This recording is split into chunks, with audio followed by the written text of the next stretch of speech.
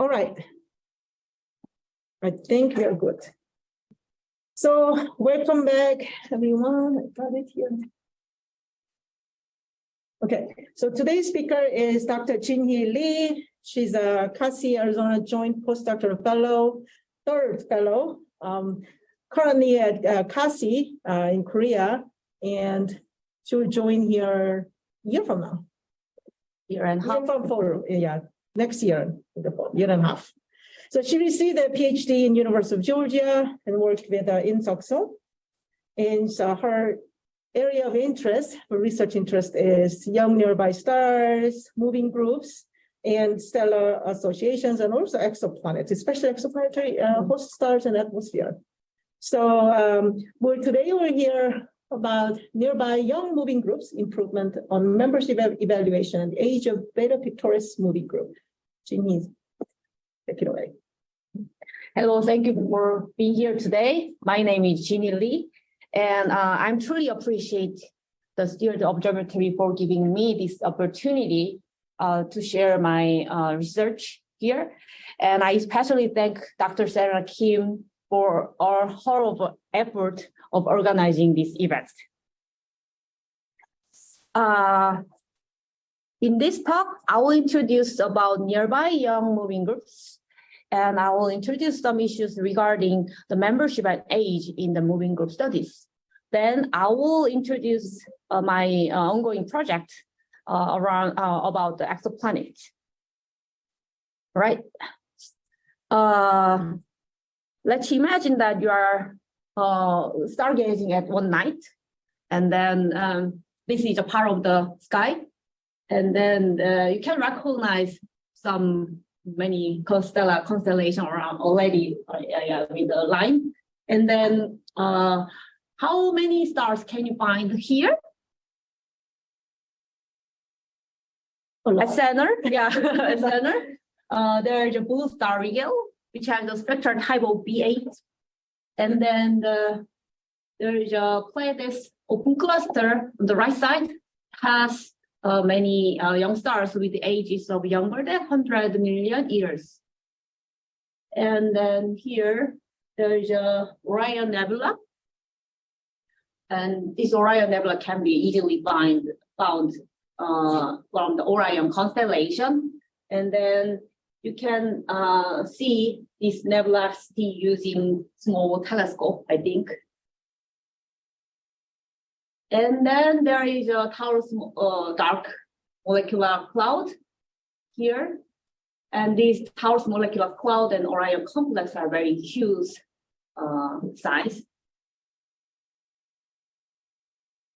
Okay, then now I would like to talk about the star forming region around us. Then now let's think about the distance. Where are the nearest star forming region? The first one would be the Corona Australis molecular cloud at 130 parsec. And the row of star forming cloud is around at 131 parsec. And there is a famous Taurus molecular cloud. The mean distance is slightly larger than the two clouds, which has the 140 parsec. So there's no star forming region within 100 parsec from the sun. So solar neighborhood might be in the local bubble. So this is a 3D figure of the local bubble around the sun. I would like to show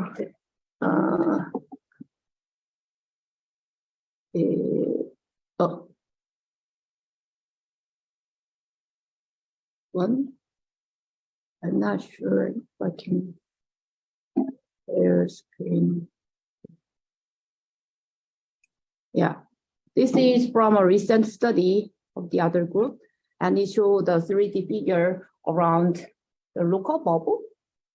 Well, we can see the sun at the center, and then at the edge of the local bubble, we see the star forming region, Ophiuchus and Taurus and the corona auralis. So and many star forming regions are at the edge of the local bubble. And then show.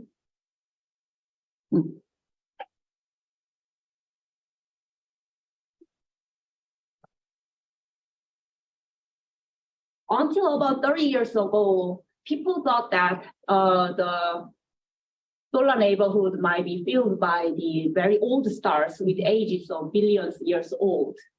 But late 1990s, Rosette discovered many potential young stars with the ages of younger than 100 million years in the solar neighborhood, in the local bubble. So it was very, very interesting to the people, and people thought that how these young stars were able to form in this local bubble. These young nearby stars are very interesting by their existence. Not only by their existence, they are unique and useful sources in stellar astrophysics because they are bright, intrinsically bright, and they are close to us. So one can recognize the ultra cool sources such as young brown dwarfs and free floating planets. Also, the young binaries can be resolvable in the case of the young nearby stellar group members.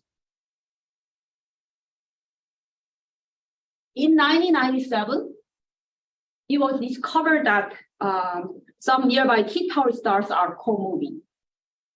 The group of handful co-moving stars is called TW-Haya Association. And starting with the discovery of TW-Haya Association, a dozen of moving groups have been discovered. These kind of young stellar associations are called nearby young moving groups. They have the distances of less than 100 parsec with the ages of 10 to the 100 million years. And these members are gravitationally unbound. The number of members are like a 10 to 100 number with the size of, they are spread widely with the size of tens of the parsec. These young nearby moving groups are useful, and they can be useful in many these topics. First one is they can be used as useful age calibrator, and they are useful testbeds for studying young stellar activity. And they are also useful for binary studies, initial mass function, and for studying sparse stellar group formation. And they are prime targets for surveying debris disks and prime targets for exoplanet direct imaging. Age is a fundamental parameter, but the stellar age estimation is difficult. Stellar age estimation can be obtained by using isochron fitting or stellar activity such as rotation, calcium H and K line, and H alpha, or X-ray luminosity. Some time series data can make people able to work on exoseismology as well. But these estimation of stellar ages are applicable for some different age ranges. For example, stellar activity is good for young stars, and exoseismology is good for some evolved stars. Lithium depletion boundary and kinematic expansion method is applicable for a group of stars, like stellar groups.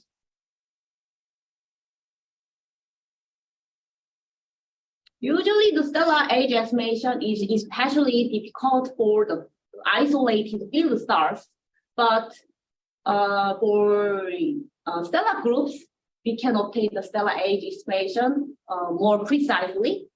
And nearby young moving groups are good age calibrators because they are close so that we can identify their lowest mass members. and they are like ensembles, so we can obtain the more precise ages. On the right side, there are like four stellar moving groups are presented here, and then we can see four different ages, 10 to the 10, 20, 30, and 100 million years old from the top to the bottom. So these four moving groups are well separated on this color magnitude diagram, and the lines are the theoretical isochrones, and they match as well. And so that these final age bins makes the moving groups become very good age calibrators. Also, we can identify very low mass objects. Young stars present their show their strong activities presented as flare, coronal emission, and star spots. These are related to the internal magnetic dynamos presented as large surface magnetic fields. There might be some relations between the stellar magnetic activity and rotation activity. In the figure below, there is some potential relationship between the near UV axis and X-ray luminosity and rotation velocity. They looks like they are likely positively correlated. And these young stars raise the high energy environment, which makes a high energy environment, which raise the irradiation and photoevaporation of planet forming these young planets and planetary atmospheres. The moving groups are the good targets for studying young binaries because the closest separation is available for this closed system, closed like stars. So the Bauer et al. 2019 surveyed 2,000 potential young stars selected from the Galaxy and Rosette survey, and they found 200 closed binaries. So this figure shows the example from their study. The binaries are useful in the stellar astrophysics because we can obtain the dynamical mass, and also we can obtain some parameters using the companion properties. For example, the age of brown dwarf is very difficult to obtain, but we can adapt the age of a brown dwarf if the brown dwarf has the K-type companion. And also we can study the evolution of two objects in the same environment using the young binary system. And the moving groups are well-defined groups with the members of various mass, especially the lowest mass members are identified. One can study the initial mass function at the lowest mass region with the moving group members. The left figure shows the initial mass function of the Prospect open cluster at 200 parsec from different studies. And from their studies, they reach the lowest mass around like all the M types. On the right figure, it shows the initial mass function of TW high association, one of the youngest moving group located at 50 parsec. And then the initial mass function reaches down to several 0.01 solar mass because it has, TWA has identified low late L-type members as well.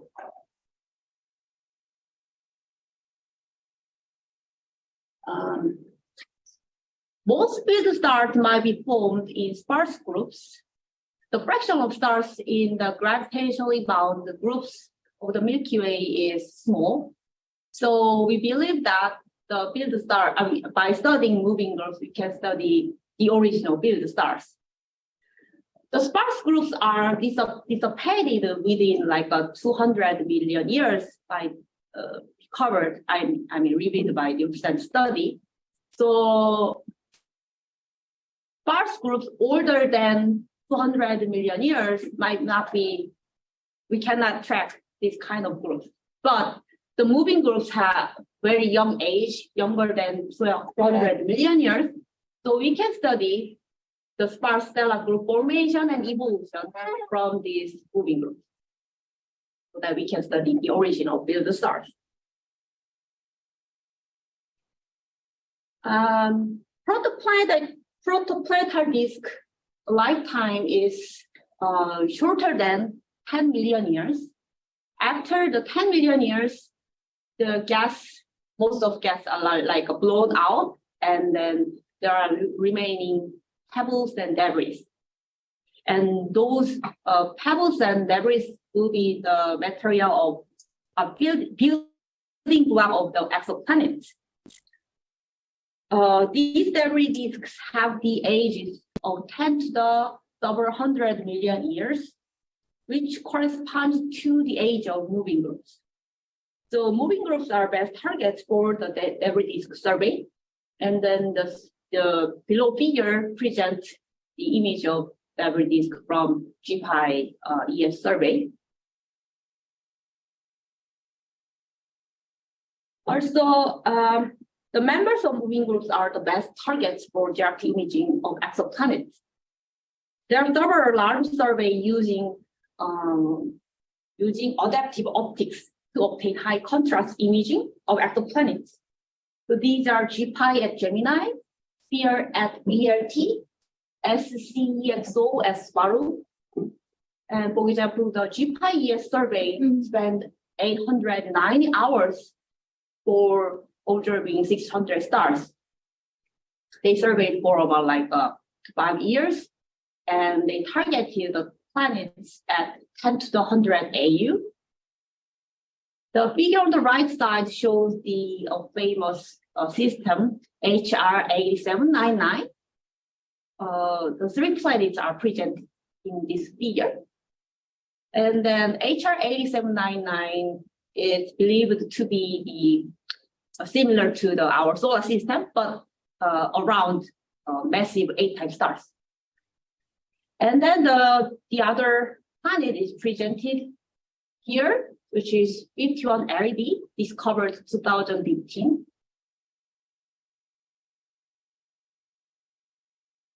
But there are some issues related to the moving group studies. I would like to introduce the kind of issues. The moving group members are co-moving and located in the common place. So these members share the position and velocities in 3D space. That means that these members can be recognized by their kinematic properties. However, the number density of the moving group is small compared to the build stars. So using only 3D position and velocity cannot distinguish them from build stars.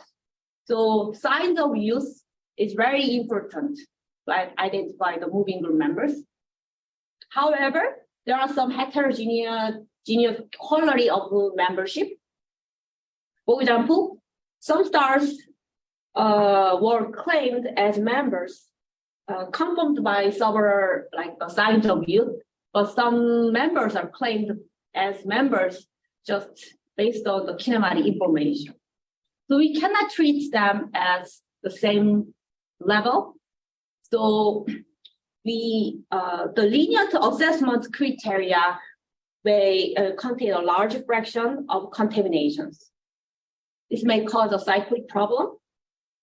New members are similar to previously, new members are identified when their properties are similar to the previously known members. So once known members are accepted as members, this can cause the bias to the group properties. Then the biased group properties can cause a membership assessment of a new data set.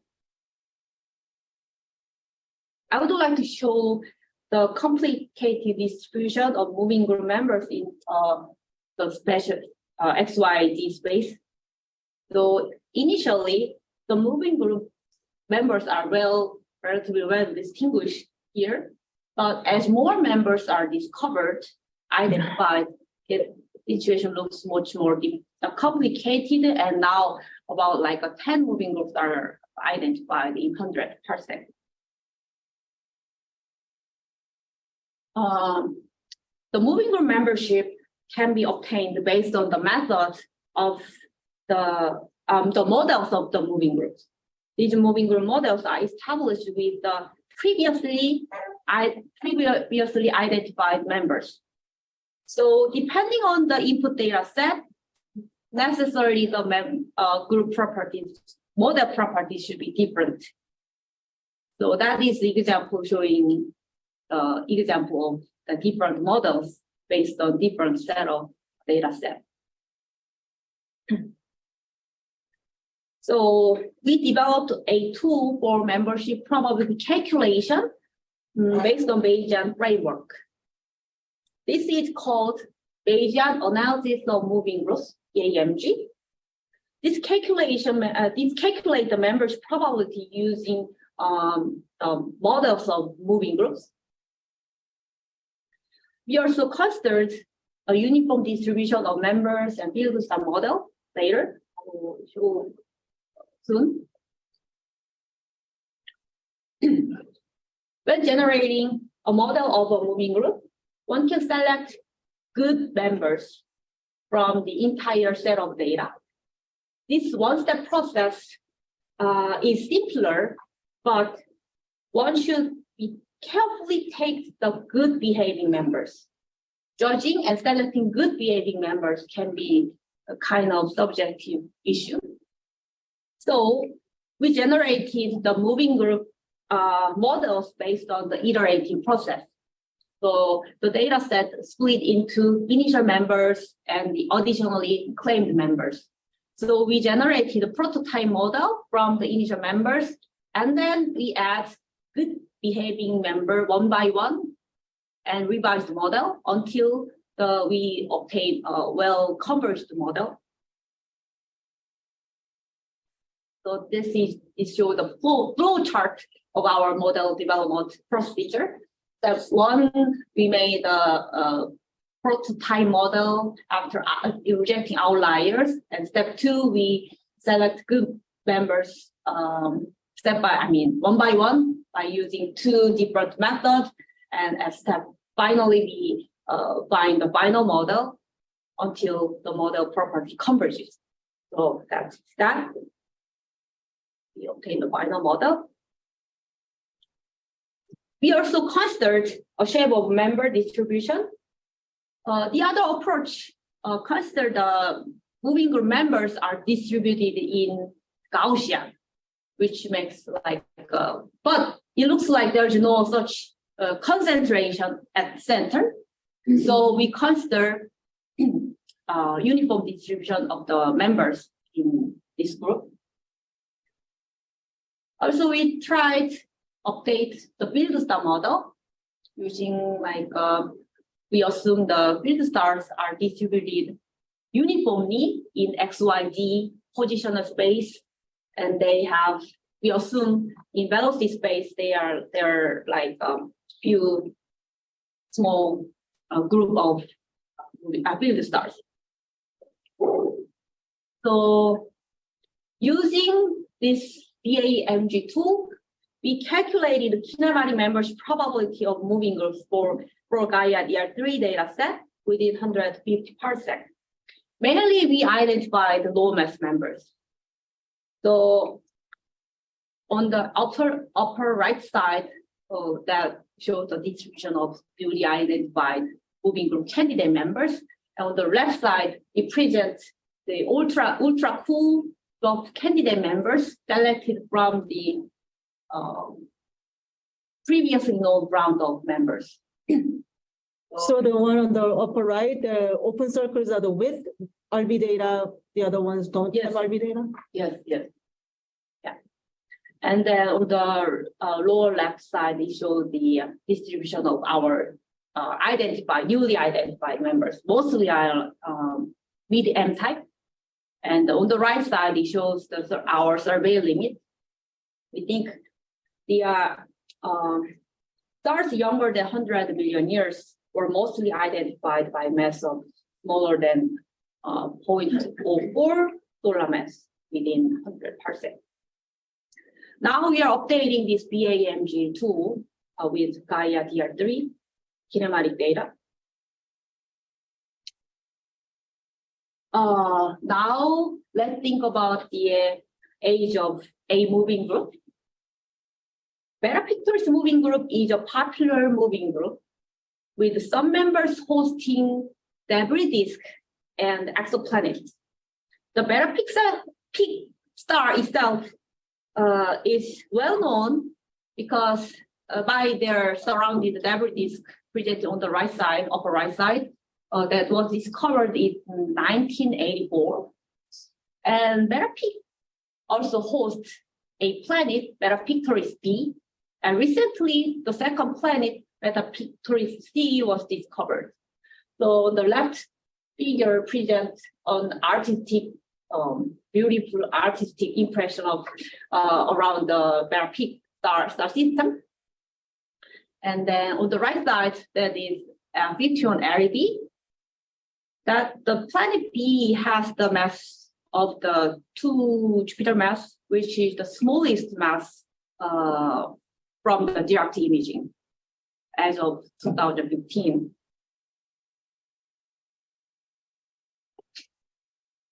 Age always is important and a critical parameter, especially to get the mass of exoplanet and brown dogs. On the right side, it presents some mass of exoplanet estimation. HR 8799 has 4 planets, maybe 5 this time, more planets are discovered. Anyway, in this time, HR 8799 has 4 planets, and then the mass of the planet from direct imaging is obtained from their luminosity and their age. HR 8799 has the luminosity of 10 to the minus 4.5, and depending on its age, the mass of the planet can be 5 Jupiter mass to 13 Jupiter mass.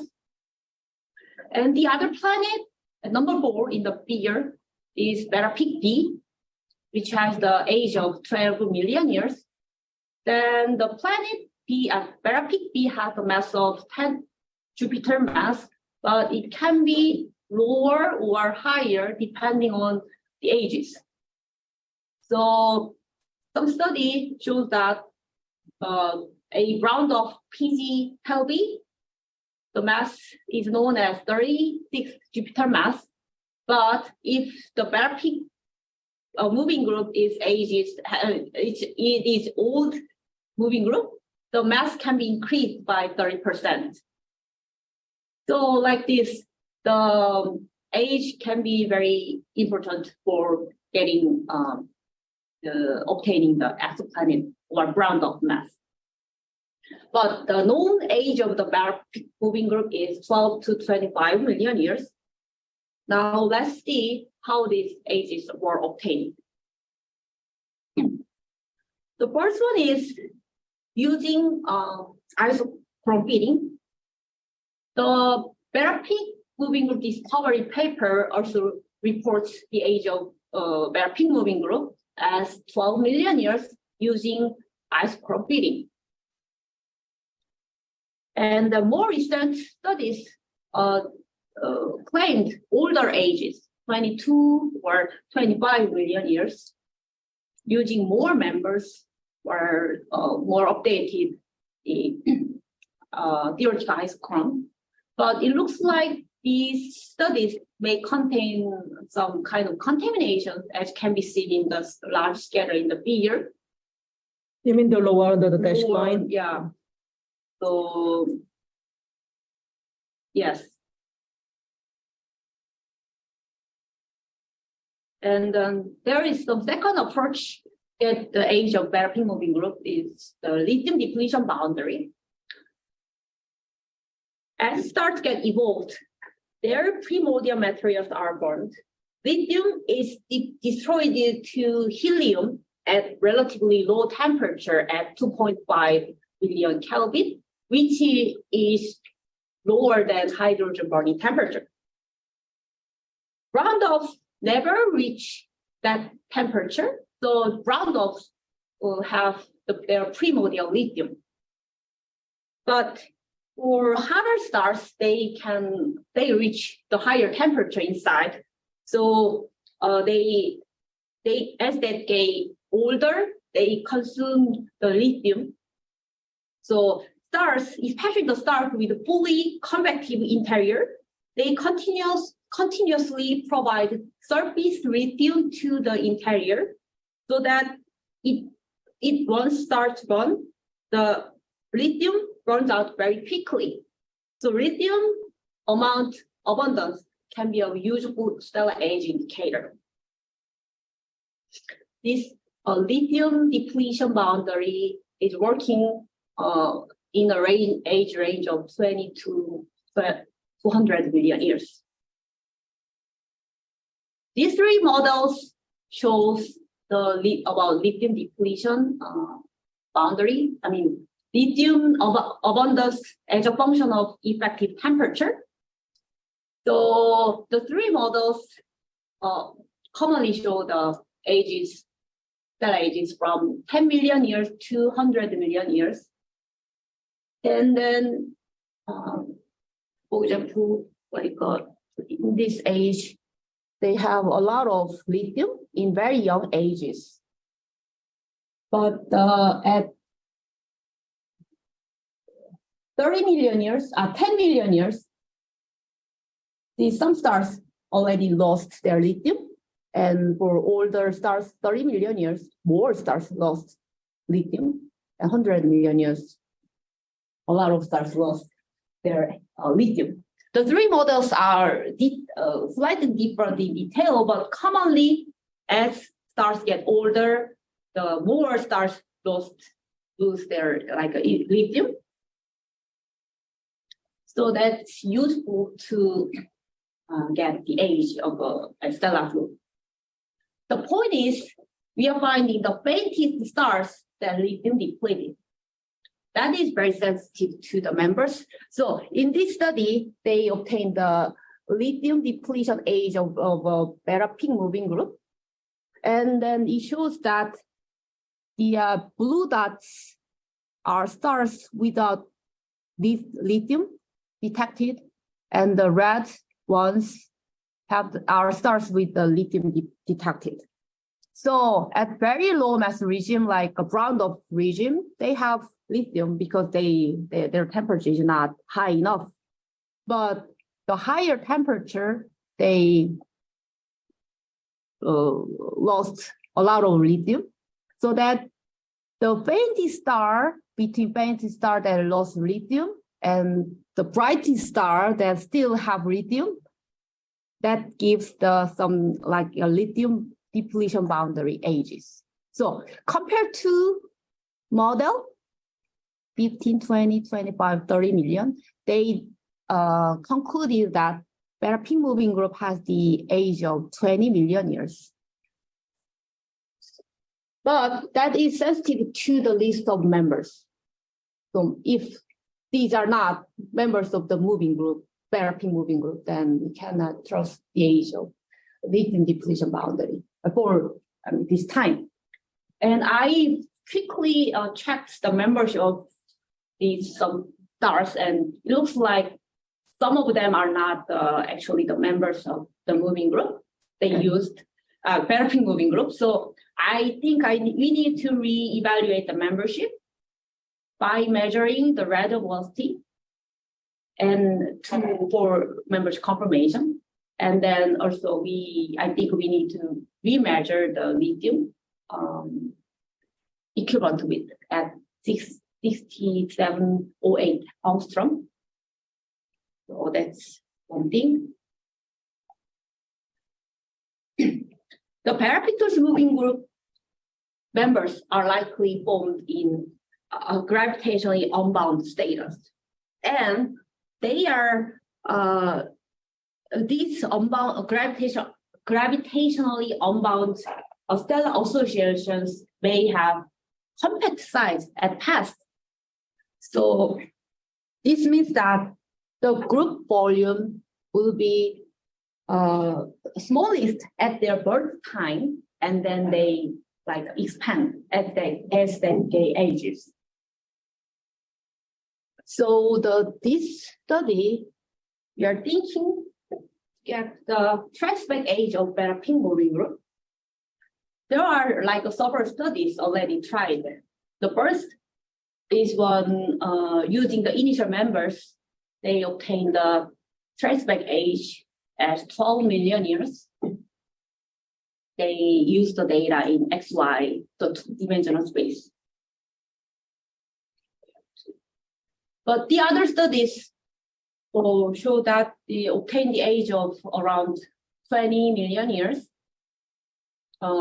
using three-dimensional analysis. But they treated the data point as a dot, as a point. So meaning that they consider uncertainty from the random sampling from the measurement errors. So I will quickly move.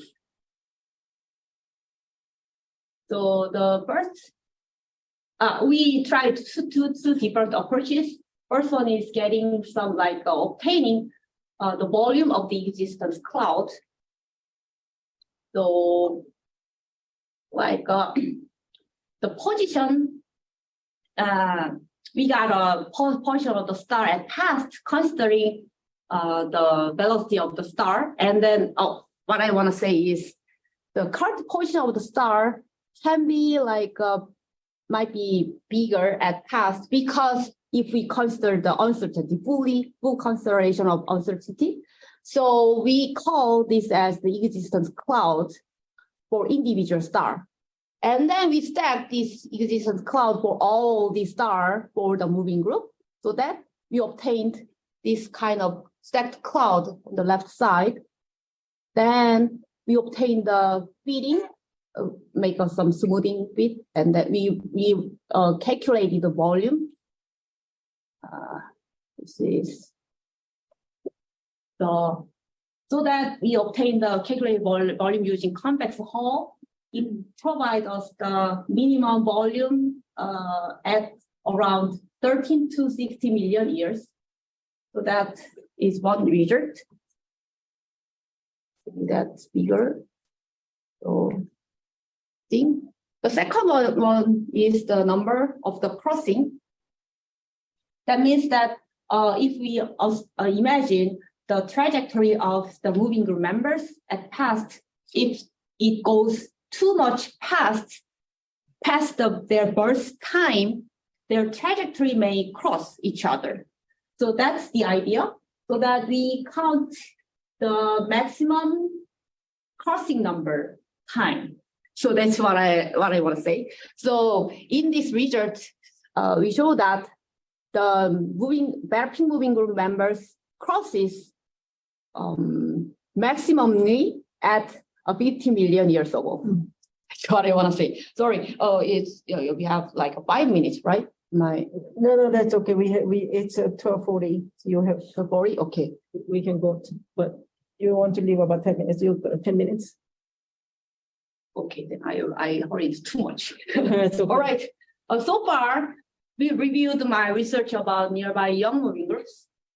So that before the question, so your best answer was the Beta-Pic moving group is 15, not 25. Not 25.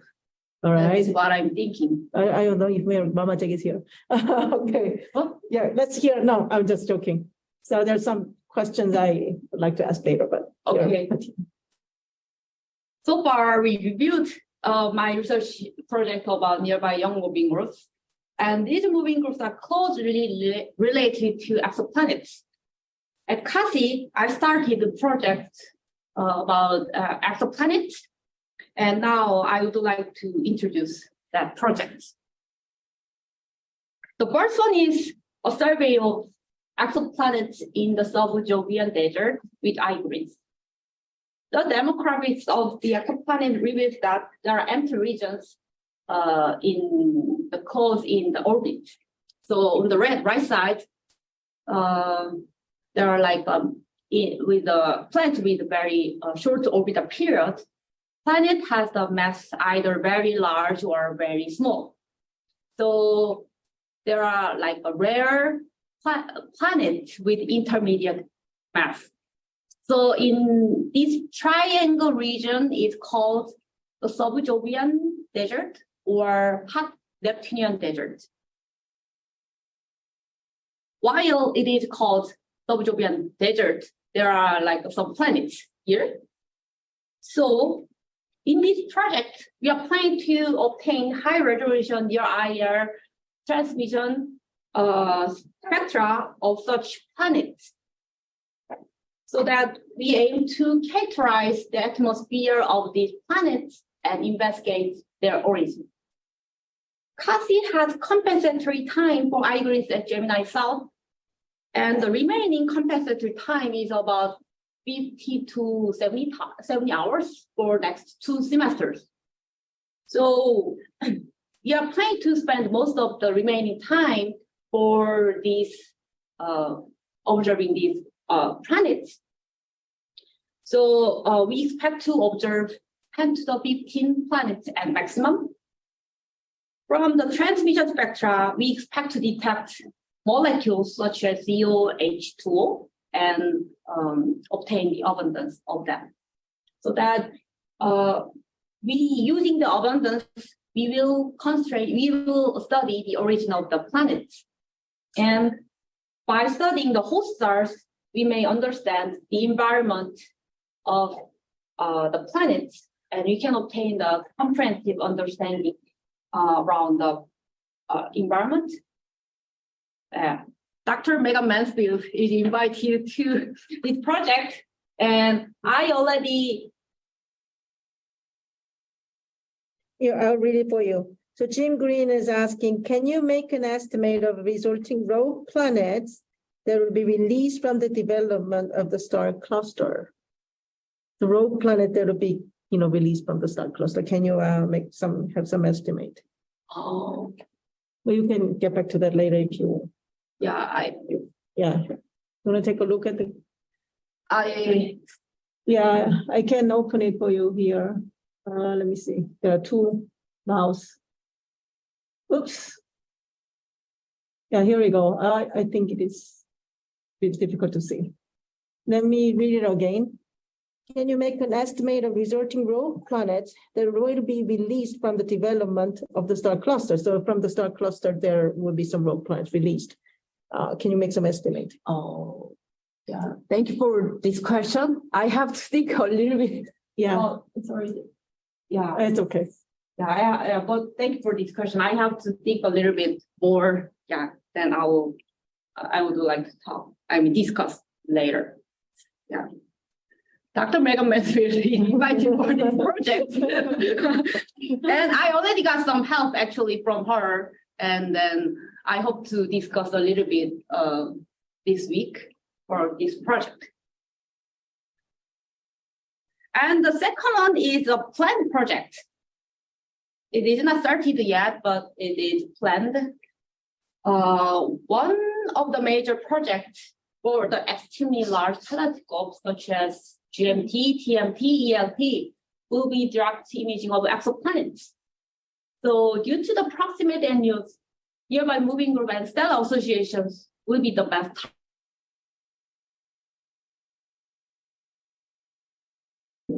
Probably, but these use the nearby young stars as the prime targets. In the case of GPI, they observed around 600 stars, and most of half of the members belong to the kinematic associations, such as moving group and Scosen association. And the summary paper show that among their first 300 targets, the direct sources are directly imaged. 6 are planets, actually 3 are brown dots classified based on their mass. And the other paper show that they're from their disk survey, they observed 100 targets and they obtained 3 disk images. I'm not sure if that can answer the question, but I obtained a simple prediction of exoplanets using the direct imaging with the next generation of giant telescope. So, actually, the direct imaging survey observed many stars, but obtained only a handful of planets. While young nearby planets are more favorable targets in direct imaging, but they might be too close to host star, or they might be faint. So, but intrinsically bright planets with higher angular separation from host star are easier to be directly imaged. Of course, the instrument should have the capability. So in the figure on the left side, the big dots present the image exoplanet, and the green line presents the GPI high contrast curve. And then those already imaged planets are more able to be detected by the Gemini GPI. And the Keck DERK2 instrument was able to detect only few imaged planets. Yeah. And if you compare this figure to the figure on the right side, it has the similar plot, but on the right side, you see the different types of planets, warm Jupiter with the red dot, cold Jupiter with the orange dot, and then Neptunus and rocky planets with blue and green dots. And then these parallel black lines correspond to parallel lines on the left side, like here.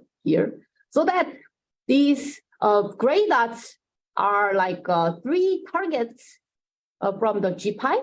Actually, I obtained the contrast from just very rough calculation using planet luminosity from model.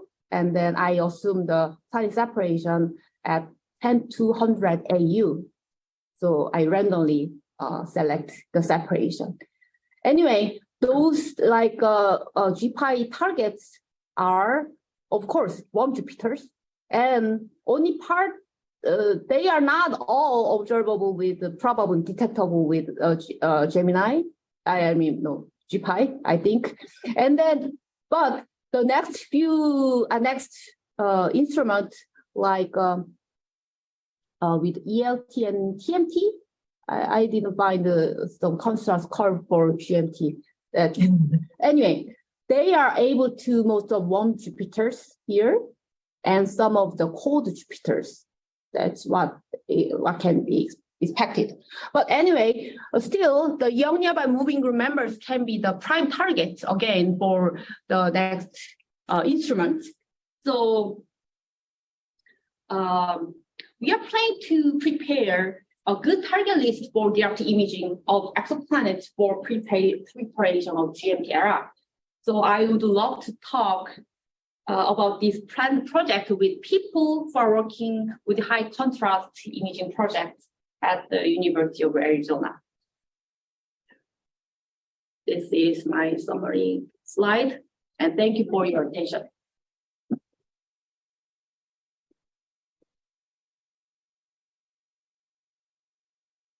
Okay, so questions? Yes, Caitlin, and then you. Yeah. So I'm very interested in the work on the nearby young moving groups, and it sounds like you're doing a really nice job of sort of improving on existing constraints and doing a better job with the tracebacks. But I guess I'm wondering, suppose and maybe someone has done this, if I throw out everything that people thought they knew about young moving groups for the last 30 years, and I just went to Gaia and I started over, What would I find? I mean, for about like a moving group. I'm saying, I mean, to what extent are the issues that we have with moving groups? Because people thought they had identified them. Right, They generated a bunch of characteristics. Right. Those were biased by incorrect things. Right. So I'm saying, instead of saying, these are the moving groups, I'm gonna make them better. What if I just throw it all out and say, Gaia, tell me what moving groups exist? And distinguish them statistically from the background field. Like, why do I need to use any existing data on kinematics or membership? If I just took kinematic data from Gaia, and maybe isochrones from distances, would I come up with the same set of groups? In my opinion, still Gaia actually provides very good kinematic information, so that also contributes to the moving group studies as well, the better precise work. So I also use Gaia data a lot for studying moving group. So when you use that, then did you use Gaia data only and compared to the previous one? I think that's what she's asking. I think you have done it, right? Did you only use Gaia data, or did you also use other criteria from the existing? Actually, bias? using only Gaia kinematics is because it doesn't have lithium. So it's limited. So we need to, age indicator, youth indicator is more important because the field star number density is much higher than young star density. So Right. So I understand why you need both a kinematic indicator, you need kinematics and an age indicator. I understand that totally. Right, yeah, sure. Is the way that we're still going about finding moving groups is by saying, I have this idea of what they should be. I'm going to use Gaia to better define it along with age. And I'm saying, what if instead of pretending that you knew what some groups were, you just said, I'm going to look for kinematic similarities and apply an age cut? Then how can he find the age cut? And I get what. Yeah. I don't know. I guess I don't know what the right answer is. I'm not sure. I'm just wondering if there's, right. Simpler way. Do you think there is a problem with using historical moving groups? Or is that still the only way to go about finding them, is by trying,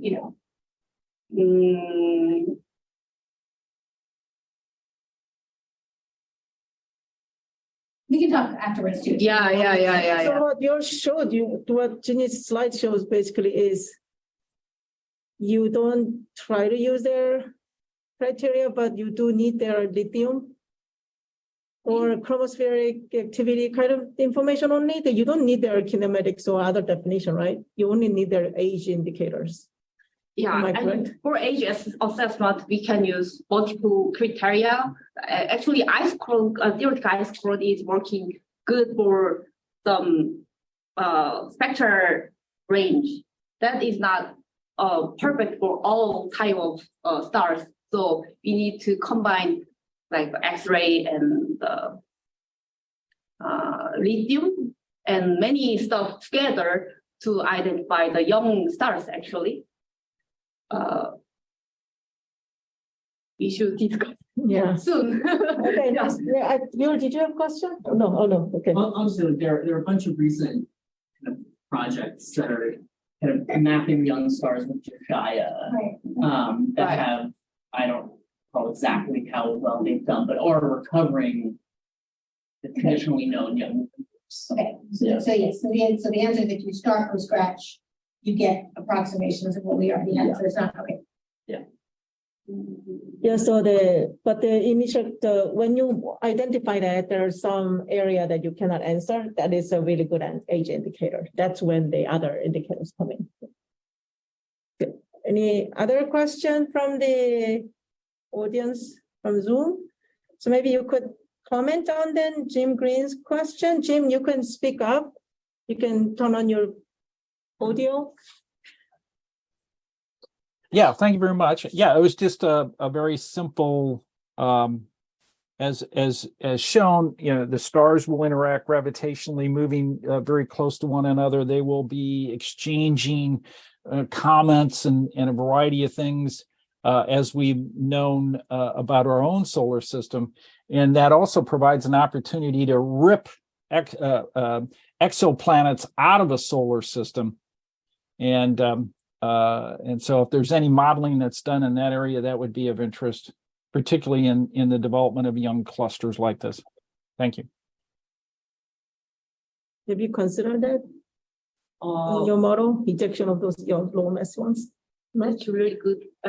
Not yet. Okay, she is not included in our model. Not yet. Thank you. Thank you. I had a question about, I think, the previous slide. Yeah. You can go one slide back. Yeah. Yeah. So on the left, you populated a figure with, I think, a sample or like a randomly generated exoplanet population, right? Right. Like the gray points. Right. So, well, I was a little bit confused, like what population that is. Actually, I took from this paper, the 3 targets from Nelson. So they have like 300 targets? 3 target list. So I obtained the stellar luminosity from there. And then the actually separation is actually randomly sampled, assuming 10 to 100 AU from Between 10 and 100 and AU, because the project is aimed to detect the kind of planets. And yeah, so you just randomly sample Yeah. an AU and then you just put a planet there. This part might be random examples from 10 to 100 AU, but this is obtained from a stellar luminosity we know, and then we have the planet luminosity from a paper I just took. Assuming the planet is like a warm Jupiter, that's one assumption. I assume the age of the planet. so you get about 300 imaging?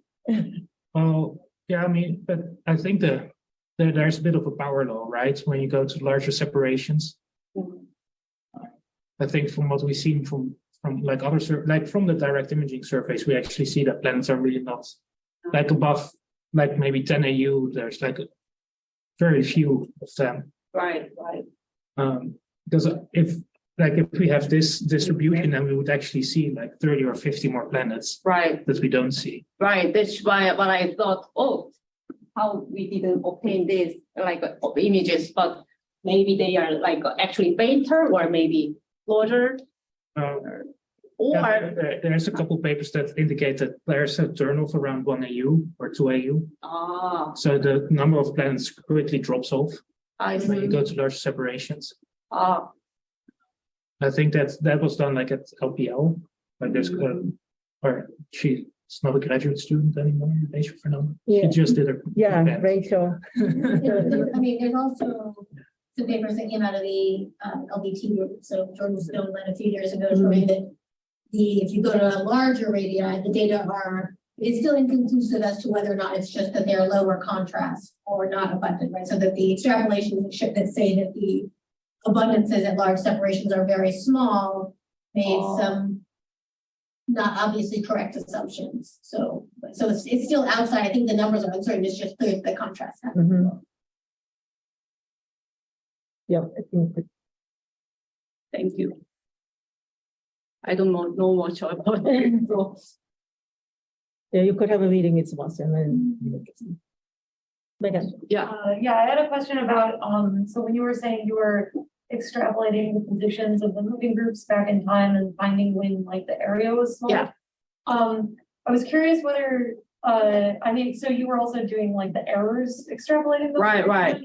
I was curious if you ever run into a problem where like, is there a limit on how far back in time you can go to where like the errors get so big that you can't say anything about the group anymore? Or are all of these groups like young enough that like that doesn't really matter? You never have to like go that far back in time. Actually, in this calculation, we didn't consider the galactic potential because that time is very short, like 20 million years at most. So that's why we also didn't consider like a big uncertainty propagation thing. Yeah. Okay, cool. Thank you. Okay, so is there any other question? Do you see any other question? No. Yeah, okay. If not, let's thank the speaker and then we'll see you actually next week.